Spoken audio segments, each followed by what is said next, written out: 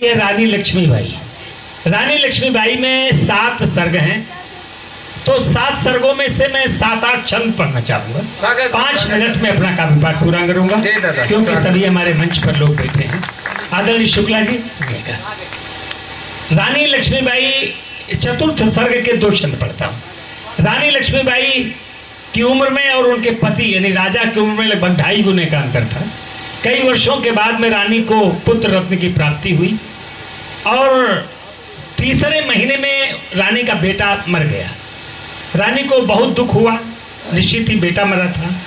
राजा और रानी ने सोचा कि एक बेटे को गोद ले लें, दत्तक पुत्र लिया, और जिस दिन बेटे को गोद लिया उसके दूसरे दिन महाराजा भी मर गए, स्वर्गवासी हो गए। मैं एक छंद पढ़ता हूं, सुनिएगा। घनाक्षरी छंद है, सब कवि लोग बैठे हैं इसलिए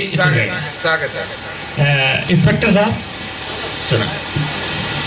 अगले ही दिन महाराज स्वर्ग को सिधारे, लल्लू अगले ही दिन महाराज स्वर्ग को सिधारे। जितने छंदकार बैठे छंद को जरूर सुननेगा। शुक्ला जी, अगले ही दिन महाराज स्वर्ग को सिधारे, हाय रे विधाता आज तूने यह क्या किया।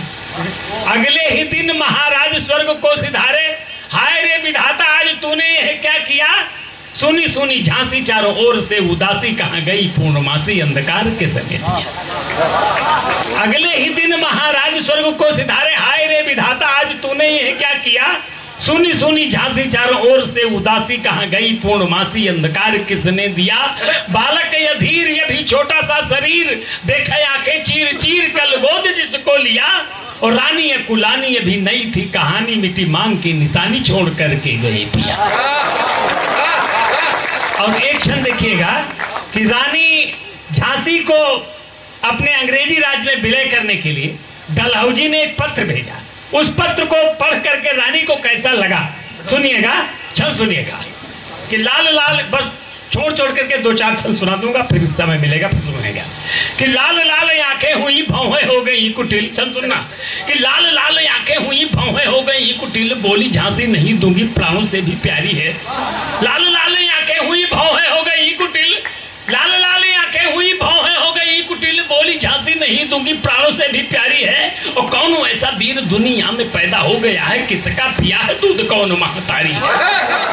लाल लाल आंखें हुई भौहें हो गई कुटिल, बोली झांसी नहीं दूंगी प्राणों से भी प्यारी है। और कौन ऐसा वीर दुनिया में पैदा हो गया है, किसका पिया है दूध कौन महतारी है। किसके ही सिर पर मौत मंडरा रही है, और किस घर आज यमराज की तैयारी है। किस घर आज यमराज की तैयारी है। और पूरी दुनिया के लोग कान खोल कर सुने, झांसी है हमारी है हमारी है हमारी है।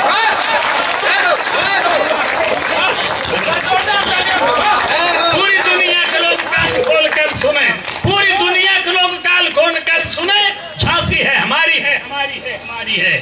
और जब तक तन, मृदु जी, कि जब तक तन में रहेंगे शेष मेरे प्राण, कोई भी न छू सकेगा पुरखों की थाती को। जब तक तन में रहेंगे शेष मेरे प्राण, कोई भी न छू सकेगा पुरखों की थाती को। मातृभूमि मंदिर पूजनीय सदा मैं संभालती रहूंगी दिया बाती को। और जानते हूँ ब्रिटिश हुकूमत को भली भांति, जानते हूँ ब्रिटिश हुकूमत को भली भांति, खूब जानती हूँ डलहौजी पक्षघाती को, खूब जानती हूँ डलहौजी पक्षघाती को। और भरे दरबार में गरज कर रानी बोली फाड़ कर फेंक दिया भेजी गई पाती को। धूर्त डोला धूर्त डलहौजी जाने कौन से मुगालते में, सुनिएगा अजय प्रधान। धूर्त डलहौजी जाने कौन से मुगालते में, मोड़ने का स्वप्न पाले बेगमान धार को। शब्द चयन और शैली अच्छी हो गई हो तो बड़े लोग बैठे हैं, कविता का सम्मान करिएगा।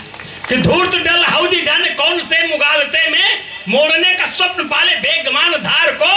और शायद पता नहीं है उसने न देखा कभी अरिमुंड नासनी हमारी तलवार को।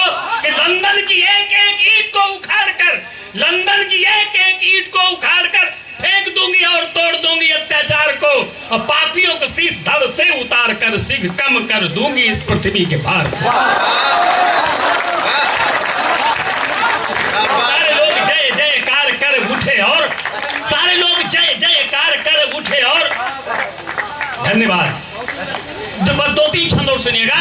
कि सारे लोग जय जयकार कर उठे और बार बार जय बोली झांसी वाली रानी की। और स्वाभिमान एवरेस्ट पर पर चढ़कर बोला, बार बार जय बोली झांसी वाली रानी की, और स्वाभिमान एवरेस्ट पर चढ़कर बोला। नींव रखी जा रही थी अगली कहानी की कि बच्चा बच्चा बोल उठा, झांसी नहीं देंगे हम। बच्चा बच्चा बोल उठा, झांसी नहीं देंगे हम।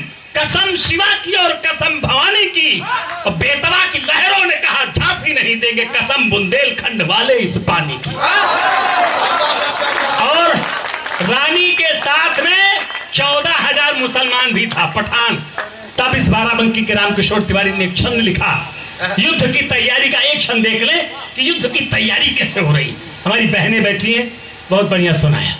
एक छंद सुनिएगा युद्ध की तैयारी का कि योगियों पुजारियों ने छोड़ जप तप यज्ञ।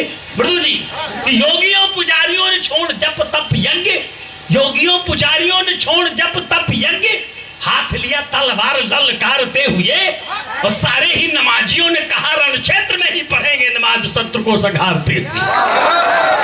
योगियों पुजारियों ने छोड़ जप तप यज्ञ, हाथ लिया तलवार ललकारते हुए, और सारे ही नमाजियों ने कहा रण क्षेत्र में ही पढ़ेंगे नमाज शत्रु को संहारते हुए। बूढ़े बाप ने भी शीश पर रख हाथ भेजा, माता ने भी भेजा पुत्र को दुलारते हुए, माता ने भी भेजा पुत्र को दुलारते हुए, और बहनों ने भाई भेजे राखी बांध बांध कर, पत्नी ने पति आरती उतारते। पुरुषों से कम नहीं नारियों का योगदान।